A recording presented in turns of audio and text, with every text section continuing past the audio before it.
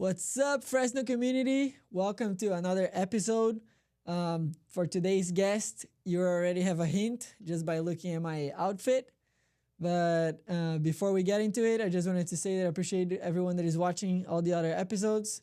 It's been pretty nice, and we are seeing a lot of people are talking about it, and we hope to keep posting more nice episodes about the soccer community in Fresno. Hopefully soon you're going to hear from a lot of famous players and other nice figures in the community, just like the one we have here today. So let's get to it. So I have, as always, a nice intro here about our guest, and I'll read it to you, and you're going to be able to see who it is this time. Really, really famous person in town. So today we're going to sit with someone who's become a loud and proud voice for a local soccer. If you ever have been to a Valley FC game or any local semi-pro or school match like Fresno Pacific, you have probably heard the drums, the chants, and the passion. That's El Escuadron, bringing real energy to the sidelines. And I'll tell you, if you are inside the field, that's even better. So today, let's welcome Vicente to the table. He has been helping build a true supporters culture right here in the Central Valley. And today we're here talking about where that passion came from, what drives the moment, and how we can keep pushing Fresno soccer forward. All right, let's get into it. Let's call Vicente to the table. Vamos. What's up, bro? Thank you. Yeah. And as you can see, let me cut it here. There we go. You can see everything that he brought to the table today. Some trophies, just two of them, two of many. Just two of many that we have. Just two of many that Valley FC has. Throw it out there. There we go. A ver. How are you doing today? Doing good. Yep. ¿Se escucha? Yep. Can you hear me Yeah. good? Yes, sir. All right. So let's just start from the beginning. So how did all of this start? Where did this passion for soccer come from? Well, from the beginning, my passion for soccer, it goes way back, bro. My dad, my uncles, they had a Sunday league team growing up. It was called Chavez de Guadalajara. Uh-huh. They played at Kearney Park. They played at numerous different parks in the area. Obviously, growing up, our dads, our parents, including our mothers, we all went to al campo, le decían, to the field for their Sunday league games, and that's like really the first kind of exposure that I had. I was probably 3-4 years old, just out there, watching our parents, or mainly watching our dads play Sunday league, and obviously on the sidelines. That's in Fresno. Yeah, here in Fresno. Yeah, here in Fresno. Born and raised here in Fresno. And yeah, with our cousins, and then just kicking the ball, and that was my very, very first exposure to soccer. Cool. Yeah, no, like I've first seen soccer, I don't know, maybe when I got out of my mom, probably. But it's cool to see that we have here in Fresno people like that too, because a lot of people here don't even know what soccer is right now. Sometimes I see on Facebook people saying that baseball is better than soccer, Yeah, that's crazy, bro. There's no way. Hopefully with everything that's happening right now, and obviously the Club World Cup, which we happen to watch a game together. Yeah. And then obviously the World Cup coming here next year. Now you're a Botafogo fan, though, right? Yeah, I'll be honest. I never really watched Brazilian league, but I've always been a fan of Neymar ever since back in 2013 when he signed for Barcelona, and so I never really, like I said, watched Brazilian soccer, but I just always remember Santos, but never really as a team that I follow. But why not? Do you think? I don't know. It's just I feel like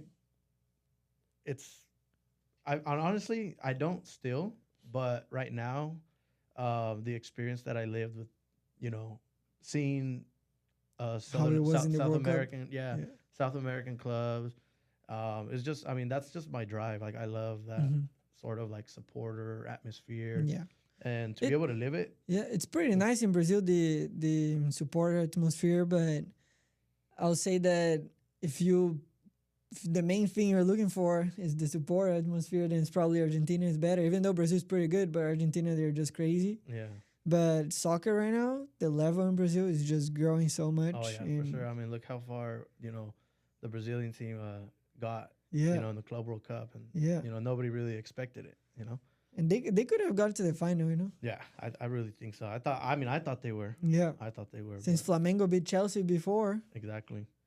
So no, but yeah, I mean, it's something that drives my passion, and luckily I was able to find you out there at the Rose Bowl, and we Yeah. watched that Botafogo game together, and it was pretty dope.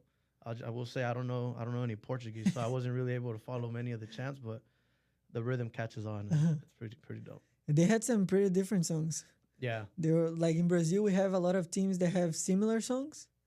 And those that Botafogo were singing there, I've never heard them before. It's pretty cool. That's Yeah. that's pretty dope, man. Yeah, because I know they say a lot of people, even us here with Escuadron, like a lot of the chants that we sing, people tell us like, man, like those are like Argentinian songs. Like I remember your first episode with Juli. Julian, yeah. He's like, they sing a lot of Argentinian songs. Uh-huh. I mean, yeah, that's really where it all originates. I mean, if you think Yeah. about it, I mean, and then from there, like everybody uses them, Yeah. And a lot of people they say like, oh, you guys just copy and paste. I'm like, well, They just don't have that one that is like, how is it? It's like Gabigol. That one they don't have in Argentina. No, they don't. There's only one club that has that one. Valley FC. Yeah. So I wanted to show everyone first that Vicente gave me this pretty nice jersey here today. Really, really nice. As some of you know, I have a lot of soccer jerseys and I like to collect them. And this one is definitely going to be there. I remember you guys always had some, but this one is definitely the prettiest one you guys had since you started. Show the back. Yeah. You gotta show the back. See, Shout let's out see. to Solid Goods, Yeah. Nini and Jay. My number. the This jersey. season I was wearing this number. So Like that, meant to be. yeah. So you wanna tell us a little bit more about your experience with Valley? Like why did you guys start supporting Valley? What do you feel now? How was it in the beginning? What do you Yeah. expect from them? Well, Valley FC is actually our latest club that Escuadron has fallen into. Thankfully, it's Valley FC because we love it here, Yeah. and we don't plan on going anywhere else for as long as this club exists. Uh-huh. But to kind of backtrack, our upcoming to Valley FC, Escuadron was born in 2019. That's when my cousin Junior and I first kind of like popped the idea of like, yo, like let's start Mhm. our own supporter group. Prior to that, I started getting involved with like local soccer through just different supporter groups in town that they support their particular English Premier League club or their own European club, And so I started hanging out with a few people that support West Ham United, and that's what got me thinking like, man, like if these people can pull 30, 40 people for a 7 a.m. West Ham United game, like On a Sunday. yeah, what can't we do, for like a Barca game, for example, And so, we kind of started getting into that myself. I started getting into that. I started back in 2017. This was before Escuadron. I started La Peña de Fresno, del Barcelona. A couple friends and I, we started it here and there, and, we expanded, we grew to the point that, my exposure with like local soccer, it got to the point where I started attending the original Fresno Fuego matches at Chelsea Park. And so that was my first experience at supporting any local soccer. Did they have anything before? Yes, Or- it was. It's Fire Squad Fresno. Okay. They were the ones who pretty much like I was introduced to this whole supporter. Where are these people today? I mean, they're still around. There's probably like 2-3 of them now. Back then, bro, I kid you not. And props to them. Always much love to Ed and the Fire Squad. They were rolling like, man, 600, 700 members deep every game, bro. And so, I mean, I started getting involved with that, and I was like, yo, this is pretty dope. Like, I didn't even know like this was a thing, you know. And we're talking back in like 2015, 2016 was when I first started getting involved with supporting local soccer. Fast forward a couple years, the Fresno Fuego organization, it's bought out by Fresno FC, which was Los Zorros. They bring in a USL championship team in 2018, and then in fact they reach out to me and they say like, hey, like Fire Squad is a supporter group. Like, would you be able or be willing to start a supporter group like Mm-hmm. Latino? And I was like, nah, like I'm good. Like I'm good. I mean, I'm fine where I'm at, Uh-huh. you know. And so we continued to like just kind of stick around with Fire Squad. And back then, my cousins and I, we weren't even close. We didn't even talk unless it was like a family gathering at my grandma's house or Uh-huh. whatever. So it wasn't until like Soros came around that I told my cousin like, yo, like come check out this game. Like it's pretty dope. Like you'll like it. Yeah. And so they came out a couple games. You know, they enjoyed like the scene, the drumming. At that point, I already had a drum, and so I was part of the Fire Squad drum line.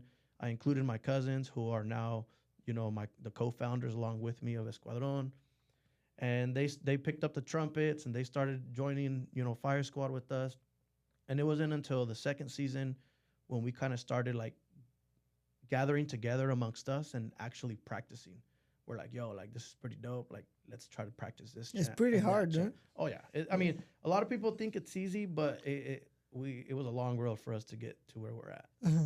You know, 2019, whatever. You know, we're already kind of like identifying ourselves as Escuadron, but still with Fire Squad.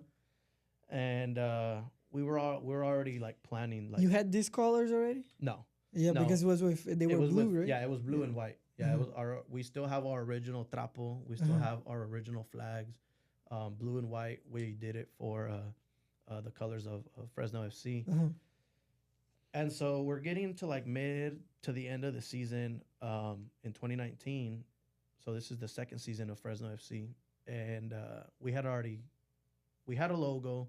We already had identified ourselves as Escuadron, and we just said, okay, we're gonna wait till the end of the season to officially break apart from Fire Squad and start our own supporter group.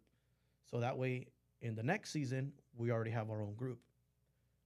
Luckily, we didn't wait that long because Fresno FC they left.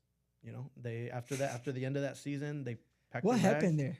Because I never asked anyone. Like I don't know why Fresno FC left from here. From my understanding, I mean they couldn't secure land for like a soccer specific stadium. But they couldn't play at Chuchansky anymore. I think the league had like a restriction or like a timeline or deadline Uh-huh. as to how long you can play at like a rented stadium or a baseball stadium, something like that.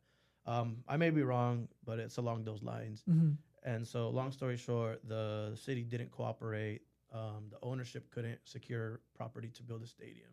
So they pretty much said, like, we're not going to waste our time, our money, you know, if we're not going to get nowhere here. Yeah. So they packed up their stuff and they left, which left us without a team, you know. Luckily, this happened at the end of October. We took the decision bluntly without, like, any hesitation. It was an away game to Reno when we said this is going to be Escuadron's first time ever, like, making an appearance. And nobody expected it. Nobody knew about it besides us. And so we're like, we're going to travel. We have our trapo. And we're going to sit in the away supporter section, but we're going to be the ones, you know, leading our section. Yeah. And so that was our first time ever making an appearance as Escuadron. And that was on a Saturday. Following week, we had a Wednesday game, home game. And so we met up.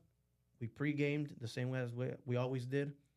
And we marched in with Fire Squad the way we always did. And Fire Squad's section was like 107, and we broke apart to section 109. So as we're marching in as a crowd, a few start breaking apart this way, and then the rest of the crowd goes this way. So people are like, what the hell? What's going on? Well, that was like our first, you know, pretty much like, okay, you know, this is us. We're Escuadron. And I mean, Can I find videos of that on YouTube? Because I've seen um, them sometimes. I don't know if they're there, honestly. Yeah. I mean, I have videos, but What game was that? this was against Rio Grande Valley Okay. FC. I believe that game we won like 5-2, so it was a pretty nice game.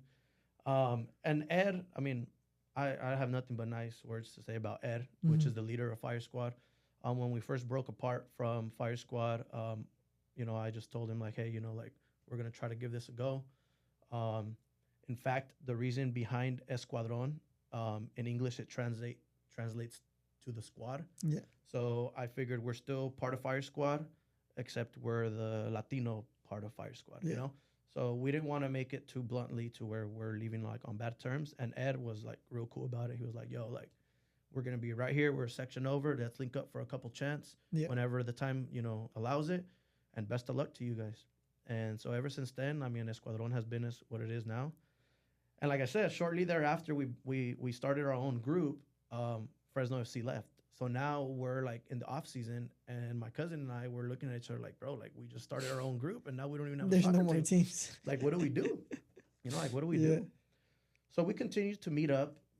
On during the week, we continue to meet up, practice, and practice our drumming, practice our chants the way we had been doing already. And then at the time, I don't know how or what in what way Milton was involved with Fresno State women's soccer.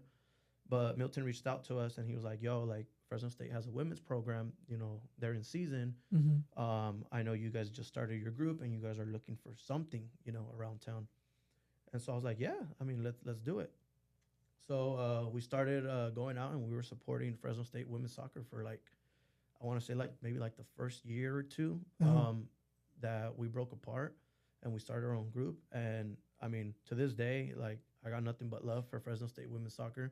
And to this day, we continue to go to Fresno State women's soccer games, like when we get the chance to. And I always say, like, they gave us something when we had nothing. Yeah. So now that we have something, that's not going to keep us from continuing to show them the same love that they showed us in the beginning. When does their season start? I think they're starting pretty soon. I think they're going to start sometime around the same time that FPU starts their season. At the end of August? Yeah, because they have a fall season as well. So yeah, we've had a couple it's just sad that they don't have a men's team too, right? Yeah, it would be nice if they had both. We got FPU. It doesn't make any sense that they don't. I heard it's like something with like funding or like something like that. But they have funding for a lot of other sports. They're not as big as soccer. Yeah. So, but I mean, we're out there. I mean, I have lots of good memories from Fresno State Women's. We had at Fresno State Women's during COVID time. And so we weren't even allowed to be in the field. You'd be outside? We would be outside on the fence. If you guys watched a couple games this past season for Valley FC, you guys saw something similar to that. So it was in our first rodeo, you know what I mean? We knew what we were doing based off that previous experience. And so... Where would you stay, though, outside the stadium? On Barstow. Right next on Barstow. To the store? Fresno State store? Yeah, where the Fresno State store is a little more towards the middle. They got those big old trees in the middle. Yeah. So, or those big old trees like right behind the goal. So we had to like peek through the trees to like try and see. But it was still good. It was still good. We were out there doing our thing. It was pretty funny because sometimes their games were like at 11 a.m. on Sunday, and we're like right outside like the college apartments.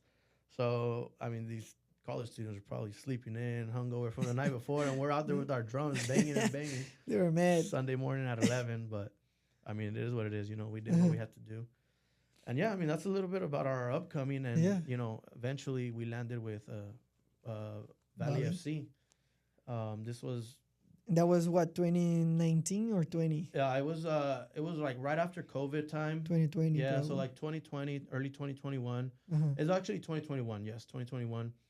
I remember it was right after I got here. I came to Fresno in 2020 in August, I think. Okay. And we didn't have games because I came to FPU and there was no season in that semester. And I remember that Milton was already talking about maybe creating a team because I was practicing with him. And that's when Max was practicing with him too. Yeah. All the other guys here from Fresno. It was pretty cool. I got to Fresno, I wasn't expecting that level, and already they threw me in there. Felipe threw me in there. And I was lost in the middle of everyone running. A lot of physical athletes, so it was crazy. Yeah, but then Milton was talking about creating this team, and then the next season he did it. Yeah. So, um, we had already kind of known that by that point that CV Fuego was coming back, and so a lot Mm-hmm. of people were Oh, excited. you knew already about Yeah, we it? we had they had, I think they had already announced it that they were coming back, and their inaugural season was going to be in like 2021 or something like that, and then something got delayed, and they had to hold off on it. And so during that time frame was more or less when things started kind of to barely open up little by little. And so Milton reached out to me and he told me like, "Yo, like I've been training with all the guys. You know, they've been putting in work, Yeah. and they want a platform to kind of showcase, you know, their skills in hopes to get picked up by, you know, higher level clubs." Yeah. He's like, "I'm thinking of starting like a semi-pro, you know, team to kind of help these guys out and the community and this and that." And his main reason for reaching out to me is like to see if Escuadron would be down to support. I was like, "Hell yeah, dude!" I was like, the last thing I mean, the only thing we want right now is a team to support. You know what I mean? I mean, we knew that Fuego was supposed to come back, but we figured during the time being, like, yeah, we'll support you. Yeah. And so we did. This was a fall of 2021. As you can see, La Copa, la primera. The first one, The which one first is one, it? this one right here, The 2021. first one there. Yeah, this is actually not the League Cup. This is the Division Playoff Cup. Uh-huh. Yeah, so La Primera. The regular season before the playoffs. Yeah. So the regular season. One of the owners kept it, Haru, and then we Escuadron kept the division playoff. Oh, one. So okay, pretty okay. much like the one that we just won Yeah. in Selma, that same one, the playoff one. So yeah, so 2021 comes. It's August when Milton reaches out to me, like the beginning of August, and he tells me all this about starting this team. So I was like, yeah, we're for it. I tell the guys, and they're all for it. By this time, we had already gained a few new members, and you know they had been practicing with us as well, going out to Fresno State games with us as well. And so by the time that the Valley FC started, I mean it wasn't a matter of like 3 weeks. I think Milton met with me like the first week of August, and then like Valley FC's very first game was August 28th, an away game versus Merced United, that I didn't get to go to. So that's something that I always remember. Valley FC's very first game in history, You didn't I go. wasn't there. Yeah, I wasn't there. Yeah. But But Escuadron win. I don't think all of the guys went. I think we had like one guy that showed up. I don't remember what we had going on that weekend, but we were busy that weekend. And so yeah, we didn't go. We didn't travel to that game, but we won 1-0. Shout out to Tovar, first player in Valley FC history to score. So yeah, we win that game, an away game, and so we're preparing for the very first home game ever, September 4th. I remember this, September 4th. Against who? I want to say this was against, it was Jasa. Oh, yeah. Something. Yeah. I forget the name, but it was Gray like, jersey or something. yeah, like like that, right? gray and yellow, something like that. I may be wrong, but yeah, it was that first game. And I mean, we start that season off hard, bro. Like we're winning like 7-0, 8-0, 9-1. You guys have a And really so, good team. Yeah. And so, I mean, we had a solid team, bro. Yeah. We had Renato, we had Bruno. Yeah. At the time, Milton was, you know, still, well, I mean, he still is now, but he was like an actual player playing with us. I mean, we had a lot of good. Because there was another coach in the first season, right? Yes. We had Alex Gutierrez. He was the head coach at Sanger High School. Okay. And in fact, that's something that we did, Escuadron, during our time that we had no soccer team. You know, we went out and we supported high schools. all these high schools. We supported Sanger High. We supported Central High School, which is my alma mater. We supported, I mean, Kerman. We had a lot of different teams and like younger youth teams that we went out and supported just to fill that void of not having a team, you know? And so all this just kind of built that enthusiasm to say like, bro, like the Valley is just full of soccer, no matter where you go, no matter what level it is. I mean, and we were just trying to like fill that void of not having a team. But somehow people still don't understand that, you know? Yeah. Still so put money in other sports. Exactly. And so that's why when Milton came, I mean, that was like Escuadron's very, very first full season with a team ever since 2019. And this was in 2021. So for my cousins, for a lot of the newer members, they didn't know Fresno FC. They didn't know Fresno Fuego the way I did. Um, their first team ever was Valley FC. Mm-hmm. And so that's why a lot of the passion and a lot of the love for Valley FC is due to that. That a lot of our members, they weren't exposed to those prior teams the way I was. Yeah. Their first team was just Valley FC, and seeing how much they fell in love with Valley FC, it only added to like that flame in me to say like this is my club, like this is my team.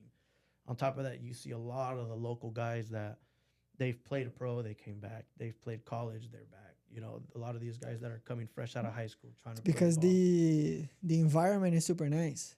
Yeah. You play for Valleys, it feels like you're playing pro, you know? Yeah. Even more in the games when you guys are there.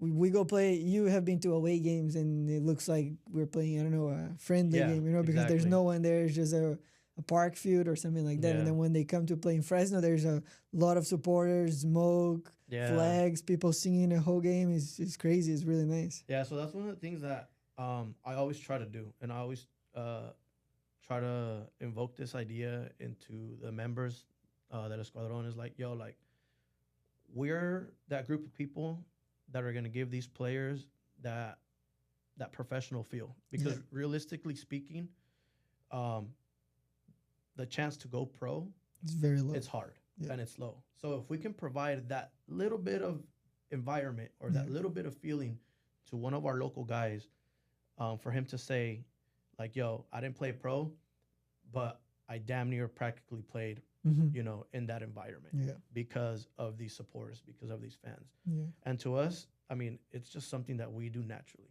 I mean, we've come to that point where it's like, yo, we love what we do.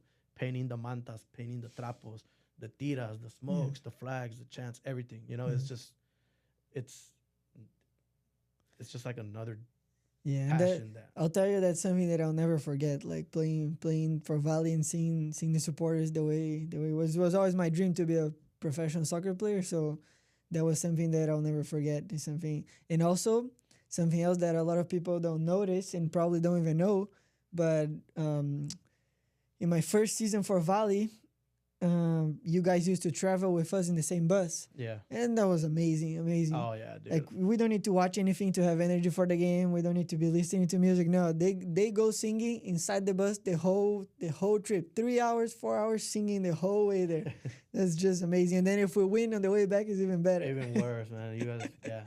So, I mean, I miss those away days, man. That was badass. That season was super nice, times, bro. I mean, away games to Oakland, away games everywhere, bro. Yeah. Traveling with the team was always one of the best things. And, I mean, it's something that it's a little bit different now, but we find our ways, man. Yeah. Like, we find our ways to be there for the team as much as we can, when we can.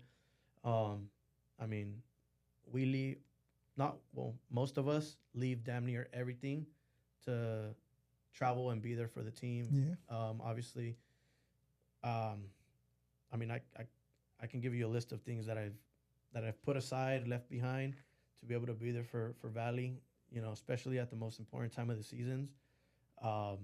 It cost me a little arguments when I get back, whatnot, but nothing that we can't deal with, you know?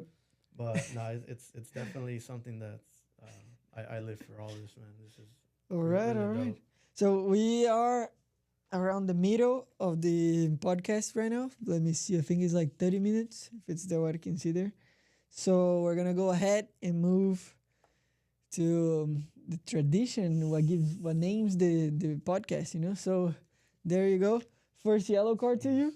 You know, we're still waiting to get some sponsors to give us a card, a professional card with their brand on it. So. I'm used to seeing blue cards. You know, we have to come up with something here with a blue card that means something, you know, something different. A blue card could be like a commercial break and sponsored by someone. Cause you know how a blue card, you're not out of 2 the minutes. game, but it's like a 2 minute. That could be like a blue card, 2 minutes for the sponsor. You see, Vicente gave you the idea. You just gotta contact me now. Just text me. Just DM us on Instagram. It's pretty easy. All right. So for the first question, I have one that is very controversial, and one that is a little more fun. Which one do you want now, and which one do you want at the end of the episode? Um, let's get through the controversial one. That one might spark a little more conversation for the remaining time. All right. So, US. So here it is. What happened with the Escuadron group that it ended up separating into two groups? Oh man. You asked for it. So. Um, no, I mean, there's nothing really good or bad to say there. I mean, obviously it was a split that it's bound to happen anywhere, you know, and it just so happened to happen within us, within the Escuadron. We had been together for, I want to say, 4 years, with most of those 4 years being some of those guys. Um, but ideas happen, you know, a lot of the times, plans, ideas, um, things that were brought to the table that probably weren't seen eye to eye. Um, on top of that, you had, you know, different type of controversy between, you know, people in the group, to the point where it just kind of started getting a little skippy, where you're just like, you really didn't know what was going to happen. We were such a tight group in that 2023 season when we had that game in Irvine. That, for me, 2023, um, has to be 2023 spring season has to be the best season, Yeah, um, I agree. for both Valley FC and Escuadron. Yeah. Um, but I mean, nothing really to bash or say anything. I mean, I believe that, como dice el dicho, the sun comes up for everybody. You know, everybody has the choice or the opportunity to do what they want the way they want, and if it doesn't, you know, coincide with the same mindset or ideas that we have, um, you know, Yeah. more power to them. You know, So I, it's still like when we have away games or home games, do you guys still do things together, or is like completely separate? right now at first it was completely separate. I will say, I mean, between their leaders and our leaders, we still, you know, we can talk. We have a group chat together where, you know, where when times are needed, yes, we plan things together, um, amongst the leaders. Um, for example, this last Selma game in Selma, that's something that we planned together. That was another day that will stay forever. Pretty much for the sake of the club. Yeah. You know, in times like that is where I feel like, we're not here for you, we're not here for me, we're here for the team. So whatever differences we have, put that to the side, because what matters on this day is the team, the players, and winning whatever game and whatever trophies at stake. Yeah. So, luckily, you know, with them, shout out to Marco, Dario. You know, we've managed to keep it mutual, stay cool. You know, like they have their plans, they have their ideas, they have their group, their people. So do we. Um, we don't pretty much step on on each other's toes. If they have their plan, they do their own thing, their own tailgate, their own section. It was kind of talked briefly, you know, when the split first happened, whether, you know, what was going to happen during game days. You know, are we going to be one voice, two separate groups? You know, we just kind of let it flow, let it flow. That was something though that I was playing at that point when that happened. So that was something that we felt a little weird in the field. It was like there's two groups singing different things, and it looks like they're fighting, like trying to compete between them. You know, it's like we could hear from the Yeah, I mean, no, I mean, obviously, I mean, me naturally, I'm a competitive person. I'm always gonna show you I'm top, and I'm always gonna show you, why I'm better, and that doesn't mean I'm putting you down. Um, I support you. You know, like, more power to you. Like, do your thing. At first, you know, I told them, like, yo, best of luck your first season. Go out there, kill it, do your guys' thing, but always remember the one thing that we're here for, and the one thing that we even exist for, Yeah. is Valley FC. Don't forget that. And they went their way. You know, we had our first season. I will say, obviously, the same way we did when Escuadron first started. You know, we had our upcoming. You know, we were struggling. We noticed it, and you know, they're better than what they were when they first started, which is good to see, because ultimately, that only helps you guys. You know, that only helps the team. It helps the environment at the home games, and for me, whether I'm here 5, 10 years from now, what I want to leave behind is that this culture, this legacy of someone continuing this support for our local club, whether it be Escuadron, whether it be them, or whether it be a new supporter group that comes up. I just want to leave that fingerprint or that footprint in the stands. Yeah. You know? Yeah, it's pretty cool. It's pretty cool because if you see all the big clubs in the world, they have their supporter group. You know, there's no way to have a big team without it. Yeah. And it just looks like there's something missing, you know, if they don't have it, like Inter Miami now, for example, in the World Cup. I don't know if you noticed, but they didn't have anyone. You know, there was a lot of people wearing pink, but no one opening their mouths. It's like where's all those people from like your MLS season? And I mean, I feel like, that's one of the main things for me, man. I love this culture. I love this like passion for supporting the drums, the chants, the flags, the smoke, all of that. And like you said, like if you want to really live that, it's in the Argentinian, soccer. Yeah. I was at the River Plate game versus Monterrey, bro. That had to be one of the, like supporter-wise, that had to be one of the best games I've ever been to. The Monterrey. You think River is better than Boca, the supporters? I side for River, so I'm gonna say yes. But I will say, if it was the opposite, to where Boca had to play in the West Coast and River had to play in the East Coast, you go to. I think I would have still gone, just to experience that, to live that, and be able to say, at one point in my life, I went to a Club World Cup game. I watched, Powerhouse River Plate or Powerhouse Boca Juniors, just for what they're known. Historically, they're big clubs, they're known clubs, and their supporter scene is, like, to say the least, like far one of the best. I will say, San Lorenzo, over here with Julian. Yeah. I do learn a lot from San Lorenzo. They're hinchada. They're called La Escuela de Tablones for a reason.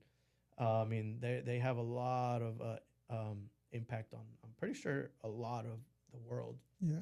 Even like in Mexico for, Liga MX supporters. A lot of the chants that they sing, like they come from Argentina. Yeah. A lot of that. One that I like a lot is Racing. Racing, yeah. Yeah, when I never went to any of the Argentinian team games, but from watching the TV, I feel that when it's in the Racing Stadium, it feels like it's like there's too much pressure. They're crazy. And see, that's the thing that obviously you don't compare at all. Yeah, Tice Park to any of that. But that's the feel that we want to create. And that's the crazy part. We already feel it there. Imagine when there's the full stadium around close to the fielders. That's crazy. And going back to your question, now having two supporter groups, it just allows for that to grow, to expand.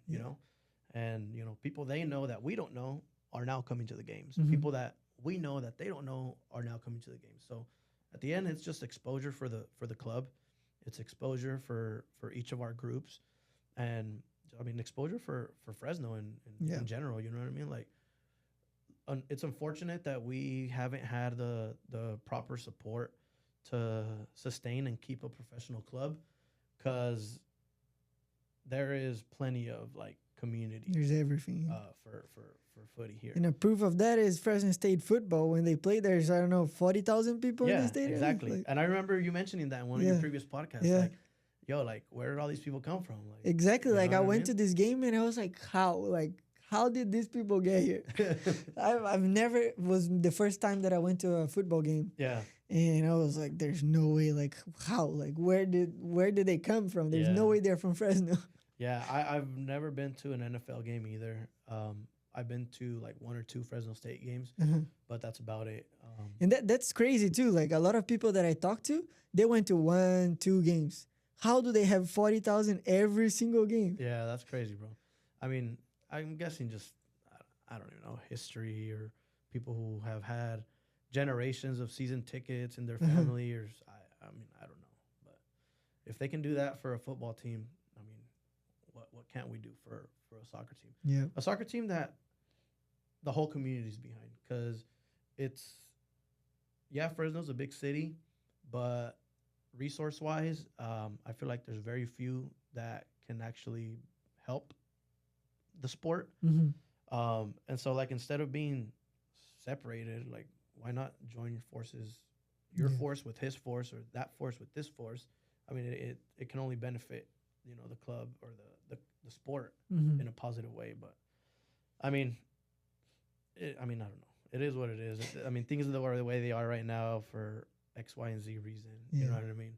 So you think that Valley and Selma, instead of having a rivalry, which I think is pretty good, but you think that it would be better for the city and soccer in Fresno if it was one thing?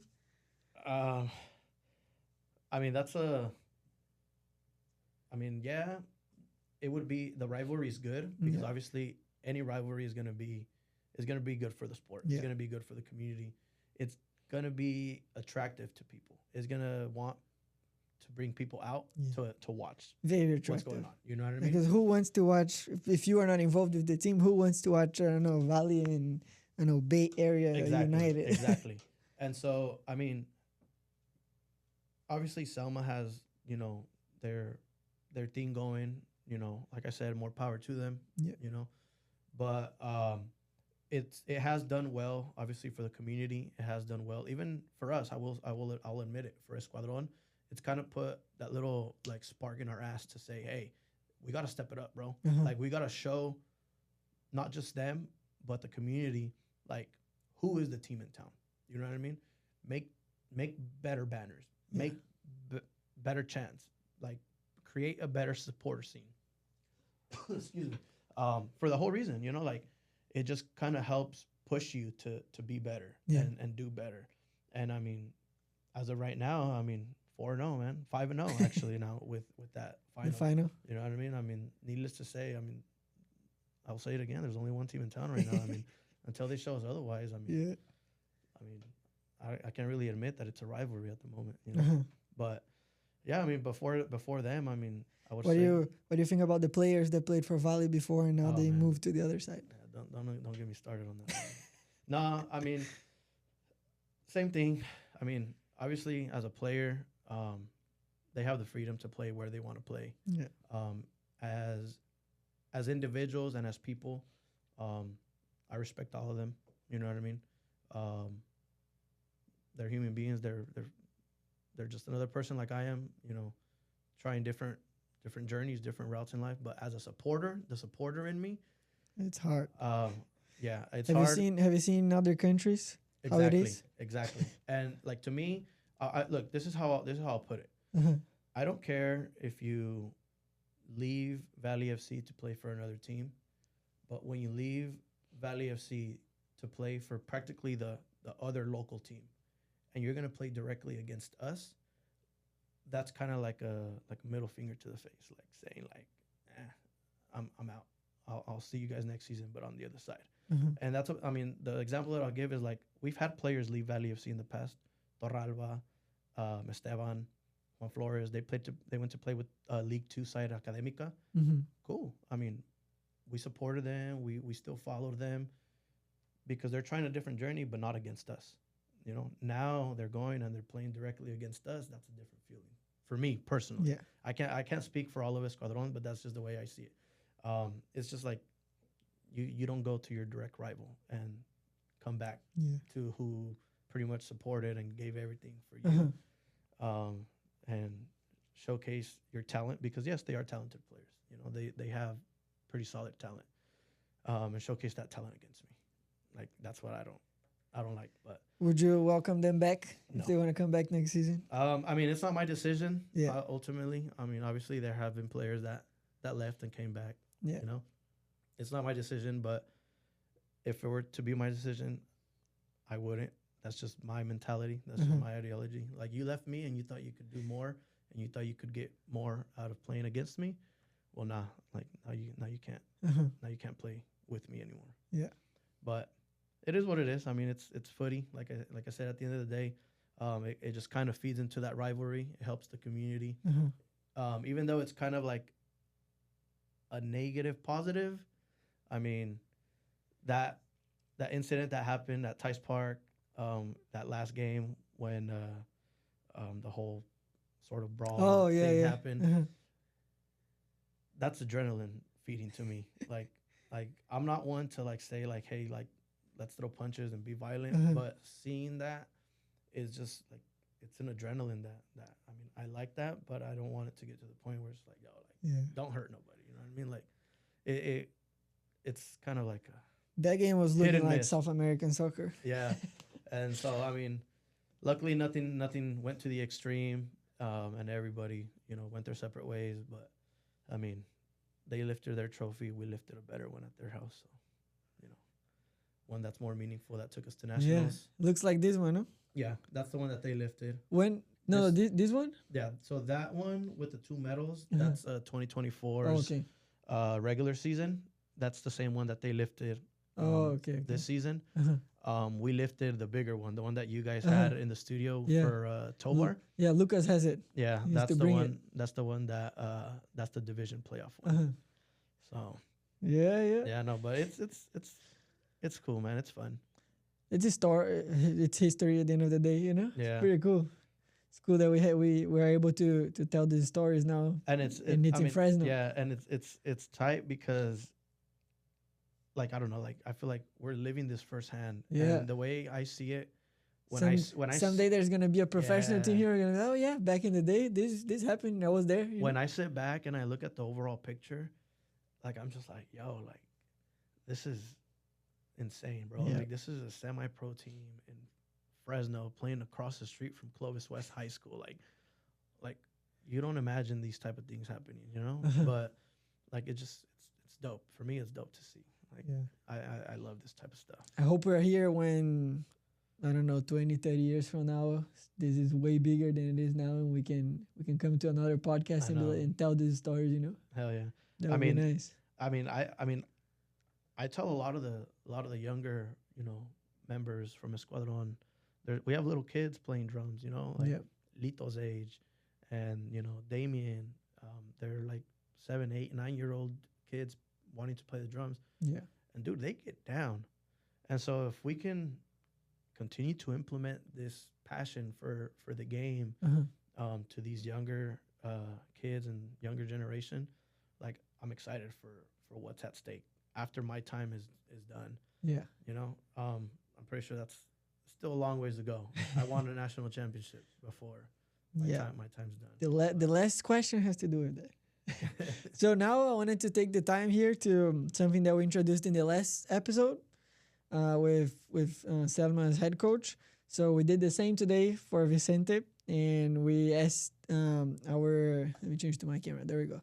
We asked on Instagram in our stories if you guys have had any questions to Vicente and El Escuadron. So we got a few here, and I wanted to take this time now to ask you. So first one, Kawan sent. He's asking, what do you think about the new number 10 of Barcelona? I mean, he's going to write his own legacy. I mean, I'm a big Barca fan. Finally, obviously. One that deserves the 10, you know? Yeah, it's been a couple years. I mean, unfortunately, Ansu, the injuries didn't allow him to explode his full potential. But, I mean, he was good during his time. Yeah. And, I mean, the new 10 now, Lamine Yamal, I mean, he's out of this world, bro. Like, he's insane. And I'm excited for what he's going to not better than Neymar yet. I mean, they were hanging out over the summer, so he might have got a couple tips from him. I mean, the party lifestyle he got from Neymar. That's why he went to Brazil and then he did his party in the US. Yes, exactly. No, but I mean, I'm excited for this new season with Lamine Yamal. I mean, the stats that this kid has been putting up is insane, bro. Insane. I mean, his trophy cabinet already is pretty insane. So I'm excited, bro. I mean, he did a lot for us, for Barcelona in this previous season. Obviously, to that, big shout out to Xavi, man. I mean, for debuting a lot of these young kids. Yep. And so, I mean, He came from there, so he knows he needs to do that. So, exciting, bro. Yeah. So I forgot what I was gonna ask. I looked at something else and forgot. Well, let's go to the next one. So there's two questions that are pretty similar. One is, what is your favorite moment since starting El Escuadrón de Fresno? And the other one is, what was your favorite Valley game? They're pretty similar, but they might be from different games. Well, let's keep in mind Escuadron started Before Valley FC. But I doubt I have a favorite moment prior to Valley FC. Uh-huh. So I want to say, I think my favorite moment, well, first, my favorite moment with Escuadron, let's see. I think it's gonna kind of tie hand in hand, man. My favorite moment, I think, with Escuadron so far, it has to be, even though, the loss was a tough one. It has to be that Irvine game, man. It has to be that Irvine game. I mean, I don't think we've stepped foot into a stadium like that since then. And just the caliber of players that we had that game. That was insane. The amount of people that traveled with Escuadron, and even just regular Valley fans. And you see it in the camera, in the live transmission. In the live stream. All full of smoke. It was nice. I mean, that's something that, to me, that's one of the games that I cried. Yeah. Because I felt like, man, a lot of people did in the locker room. Yeah, I mean, I honestly cried. I have family in LA that they saw we were going down there and they joined us. It was that's probably one of the best and one of the most emotional moments. Yeah. With the Escuadron. Favorite moment with Valley FC, I mean, it has to be just, I don't think there's one. It has to be just the away games, man. The away games were always fun. Yeah. I mean, I think one of my favorite away games was the away game to South Lake. To Tahoe? Yeah. That game was nice. That overall trip, the bus ride, being there. You guys came in the same bus, right? Yeah, we were on the same bus with you guys. Got there 3 hours before the game. Yeah, and then, I mean, winning the game. I mean, I still remember the way it was. Esteban's goal. Yeah. Was obviously now with Selma. I got 2 posts in the second half. Yeah, I mean, it was a game that, I mean, it's one to remember for sure. I mean, obviously not to mention season 1. I mean, season 1 we went 10-0. Just to put it out there, we're the most consistent team in the UPSL NorCal South. 10-0. I mean, going 10-0, and then obviously we lose in the first round. I think this season was, if I'm not mistaken, was the first time the Valley lost more than one game. And before, like maybe last year, we had never lost a game at regular season. Yes. And this season, I think, was the first time that happened. So I remember that exactly the way it was. And I will say, last year when Valley FC lost their very, very first game in regular season ever. Which one was it? I wasn't there, right? May 16th. May 16th, 2024. Escuadron wasn't there. Yeah, we had a camping trip planned months before. And it just so happened that we lost a game in at home. And then at home to who? I don't think I was there. We lost a game. I think we lost to Soriano. Wait, in the penalties? I believe, it was penalties. Oh, but that one was playoffs already. That was the playoffs. Yeah. I'm talking like regular season. I'm thinking regular season. Before that, we never lost at home before this season. Or we never lost away or home in regular season. Yeah, before now. Yeah, so in regular season, we had tied against Project 510. I remember 1-1. And that's the closest thing we had got to to a loss. But yes, we did lose to somebody. And honestly, that's one of the questions that I can't remember. Sorry, I know a lot of things about Valley, but that's one of the things that's Yeah. blowing my mind. Yeah, but yeah, we did lose a home game, and that first time that we lost, dude, I felt like, yo, if we would have been there, we would have won. Mm-hmm. If we had been there, we would have won. And I told everybody that, like, yo, like, it's Escuadron's fault. Like, it's Escuadron's fault. Valley FC lost their home game, and to this day, I still believe that because not only did I think that, but I had players tell me, like, yo, if you guys would have made a big difference if you were here.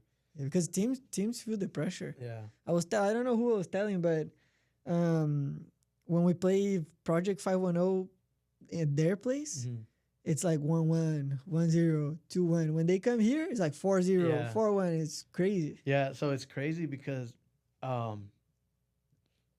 there was one game when I think it was like the decisive game. It came down to that game to win the championship, I believe. I may be wrong, but pretty much we had an away game to end the season in Oakland. Mm-hmm. I flew in from Europe with my wife, who's my wife now. I think it was on a Thursday or a Friday, and then we traveled to Oakland on Saturday. Uh-huh.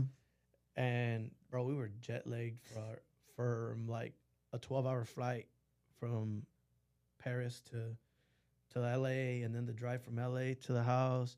And Then we hopped on the bus, and we're like, we're going to Oakland, and we won that game 3-1 if I'm not mistaken. Mm-hmm. And that day, was it a game that Milton scored? No. Juan Flores scored a banger, bro. Uh-huh. He scored a banger. I don't remember if no, you know what? I take that back. I think we tied 1-1 that game. Uh-huh. I think we tied 1-1 that game with Juan Flores' his banger. He has a left foot, bro. Yeah. Yeah, I'll give that guy that. But yeah, I mean, my wife was like, "We're seriously gonna go?" Like, yes, we're gonna go. I was like, "This is why our flights were on this date, because I wanted to be back." She didn't know for this game. And that Saturday, my sister, she baptized my niece, and I told her, like, yo, like, we're back from Europe, but I'm not gonna make it. Like, yeah, we're going to Oakland. And so yeah, I mean, my mom and my sister, they're all mad. Like, are you serious? Like, you're just getting back from a 2-week vacation, and you're taking off to another soccer game? I was like, I'll be back around maybe 11 p.m. Like, I'll try to make it. And I did. I kept my word. I went to Oakland. We came back to Fresno, and I showed up to the baptism like around 11 p.m. Dope bad, but I showed up. Yeah. No, it's been a journey, man. It's been a journey with Valley FC. And I have another one here. So, you prefer to see Barca winning the next Champions League or Valley winning the next Nationals? I'm gonna have to go with Nationals, man. Yeah. I know that's a question that some people have asked me, like, maybe different words, but they asked me, like, yo, like, if it comes down to like this and that, like, what would you pick? And this is the way I see it. Barca, I love Barca. You know, like, it's my European club. I've been following them for as long as I can remember.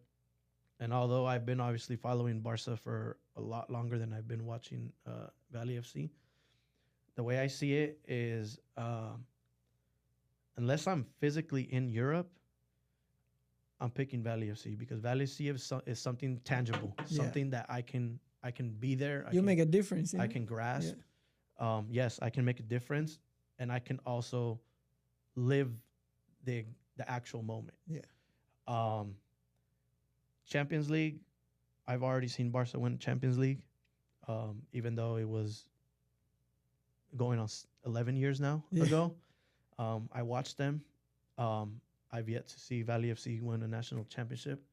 So, yeah, I'll stick with Valley FC winning a national championship. And who knows, maybe at that point I can kind of step away a little bit and let the younger generation take over. That's my check mark that I want. I want a national championship, and then El Presi might, retire, step back a little bit. Maybe not retire, but step back a little bit. And that's something that I've even told Fatima, because I mean, shout out to my wife. I mean, Yeah, it's I probably mean, really hard for her. she's with me everywhere, bro, everywhere. Um, back to back days. I mean, that day that you saw me at the Rose Bowl, Yeah. we left Yeah. we left Friday night, right after work. We left Friday night because I wanted to get to Venice Beach to catch the banderazo Uh-huh. for the River Plate hinchada. That was crazy. It They was did so Boca dope, bro. did that in Rio, and And it was crazy. yeah, so I wanted to catch that. We took off. We made it there. Saturday we woke up early because I didn't want to catch no line Uh-huh. to get to the parking lot to the Rose Bowl. Oh, that was insane. I went to PSG and Atletico. I remember you told me. Yeah, it was insane, insane. That's why on that game for when I saw you, You I left town like I left at from 5. Fresno. I got there at 8. Yeah, 8 a.m. I was there. The game was at 12. Yeah. So yeah, I mean we left probably the hotel and we only actually no, I take that back. We were there for 2 days. We left the hotel probably like at 8 or 9, and same thing. The game wasn't till like later. In fact, the game wasn't until 6. The River Plate game, and Yeah. we left the hotel at 9 a.m. Yeah. And so she's like, obviously, like any other woman would say, "Why are you leaving so early? Like why are you waking me up at this time?" Yeah. I'm like, "Yo, like we have to go. You don't understand. Like we have to go." So we went, whatever we ate, whatnot, whatever. We went to the River Plate game. After the River Plate game, went back to the hotel. We crashed out. Woke up at 6 in the morning. Drove to Vegas. Uh-huh. We drove to Vegas. Checked into the hotel. From LA? From Jeez. Pasadena. Checked into the hotel that same day in Vegas. We rested maybe like an hour and a half tops. Got ready. We went to the Mexico Costa Rica game. After the Mexico game, went back to the hotel, showered up, packed everything up, went to bed, woke up at 5 in the morning to drive back to Pasadena for the Botafogo game. So we go to the Botafogo game, and after that, I'm dead, bro. I'm dead. I'm the one doing all the driving. And you watched the one goal. And I watched. Oh yes, to add to that, bro. To add to that, okay. It was the worst. It was one of the best but worst weekends of footy, bro. Like I went to 3 different games, 6 different teams, and I only saw one freaking goal. And it was the Atletico. In a goal that didn't matter anything because they were eliminated. They were eliminated, bro. And so when the Monterrey River Plate game ended 0-0, which by the way, bro, that game was one of the best, bro. I loved the supporter scene. But when it ended 0-0, I was like fuck, man. Like I wanted to like experience a goal around this environment. Whatever. We go to Vegas. The game's like in the 91st minute, 0-0. Santi Jimenez scores a banger, and it's called offside. At least I was able to like celebrate it. Whatever, you know. We come back to the Rose Bowl. It seems like it's 0-0, and then Atletico scores. So we're going home, and I'm telling my lady, I'm like, dude, like, do you realize what just happened? Like, we went to 3 different games, and we saw 1 goal, and it wasn't even for one of the teams that we were supporting. I was like, I kind of don't want to go to the next Valley game, because what if the other team scores, you know? But I was just like, but no, like, things like that is like, no, like, she's with me, like, boom, boom, boom, here, there. You know, the following week, on Wednesday, we go to the Mexico-Honduras game in Santa Clara. Saturday, we go to AV Alta. Sunday, we go to Valley FC. So in the span of 5 days, another 3 games. Yeah. And she's, every step of the way, she's right there with me. So, I mean, you're going to watch this. I mean, I'm sorry for the drag that I pull you along with. But thank you for sticking up with me. Yeah. That's probably really, really hard. It takes a lot. I always tell her, we first met at a soccer stadium, so don't expect anything less. That's where I met you. That's where we started not gonna talking. change. So you met me in my natural habitat. Yeah. No, I have a lot more questions, but that's gonna stay for our next time, because this is already the longest episode that we have done. So I think the longest before was in 1 hour and 3 minutes. This one already passed like 1 hour and 20 minutes, something like that. My bad, guys. So we'll move to Give me the our red card second already, bro. yellow card. Yep, there you go. Second yellow card, answer and leave. There we go. Answer it and get out that door. So Well, you kind of answered already, but it was more what's gonna happen with you. I want to know more in terms of celebration, and maybe you can make a promise here already. So, what are you gonna do when Valley wins a national tournament? What would you do? Are you gonna make any promises? Like if Valley wins, I'm gonna do this, I'm gonna do that. I already have a plan to celebrate this way. How is it gonna be? I mean, de que me voy a poner la estrellita, me voy a poner la estrellita. For those of you who don't know, it's right here. Look. Valley FC right here. Nice. So me voy a poner la estrella for sure. I mean, probably the Copa, man. I mean, the Copa's next. Somewhere on me. I got to do it, bro. I mean, it's my local team. It's the first major tournament or major cup that we win, you know, mainly with Escuadron. I don't really know what else. I mean, I know I'm gonna probably go on a bender for sure. Celebrate big and just enjoy the moment. I mean, I don't really know what promises I can make, but I can't promise I'll retire, babe. Sorry, but yeah, I mean, that's for sure. I'm gonna enjoy the moment. Hope it happens in the fall. Hope it happens pretty soon. Hopefully. And sheesh, man, that's a tough one. I haven't really thought about it, but I You need to promise something though, so we can. All right, what am I gonna promise? Like I'm gonna shave my head. I'm gonna do. I don't know. Okay. I'm gonna walk from goal to goal at Tice Park on my knees. On my knees like Rafinha. All right. I'll promise this, and my wife's gonna hate me for it. Let's see. It's gonna be marked, recorded here. I'll shave my beard and I'll shave my head.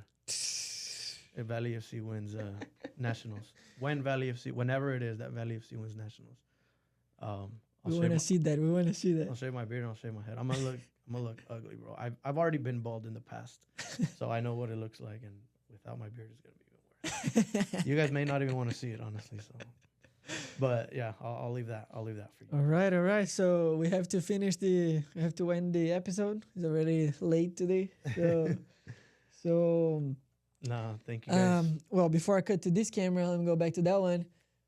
We want to see Max here. So if you're watching this, Max, you better come here. We're going to bring a whole setup for you, different, with a lot of people wanting to watch you. So Escuadron will be here too. Soon he's going to be in Fresno, and he's going to come here, talk to you guys. For sure.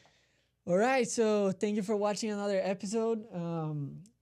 Please leave your like, subscribe to our channel. That's really going to help us keep doing this. Soon our first season is going to end, and who knows if we're going to do a second season, you know, so please help us. You don't really need to do much. Just click 2 buttons, you know, like and subscribe. And if you can also just follow us on social media, repost our posts, our videos, and that really helps us a lot. If you want to sponsor us, there's a lot of things here we can do. We can be very creative, and you can help us grow and grow your brand at the same time. So sponsor them with that blue card, guys. Yeah. Vicente gave you a perfect idea. So, you know, just DM us. Go to our Double Yellow podcast on Instagram. Just look for us, type Double Yellow is going to show there. Just DM us and we go from there, all right? Thank you for watching another episode, and we'll see you next time.